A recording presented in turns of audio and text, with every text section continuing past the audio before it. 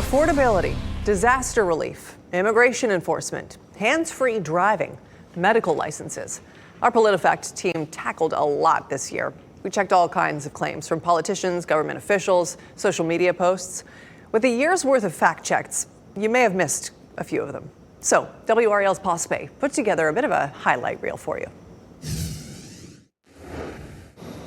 Let's count down some of our most popular checks of 2025, starting with this one. Did North Carolina ban drivers from holding their phones while driving? No, lawmakers introduced a bill that would have done that, but it never became law. What about this next one? Did President Joe Biden award North Carolina a grant based on race? Well, that's what President Donald Trump said back in May, but the grants were supposed to help multiple groups: veterans, seniors, rural residents, not just racial minorities.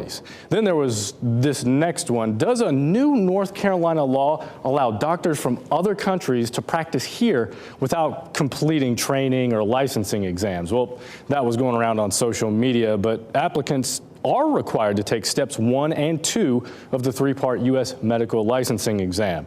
Then there was this one. Are sheriffs refusing to let immigration agents deport people from their jails? That's what a spokesperson for the Department of Homeland Security said in a TV interview.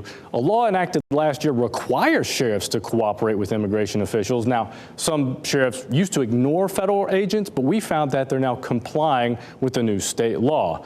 Then, finally, the top stories were about Hurricane Helene and what our presidents allegedly did or did not do after the storm hit western North Carolina last year. Back in January, Trump said that the Federal Emergency Management Agency kicked 2,000 storm victims out of temporary housing back when Biden was in office. But Trump exaggerated the number of people affected. He also left out that the victims lost eligibility under policies that were also used during his first term.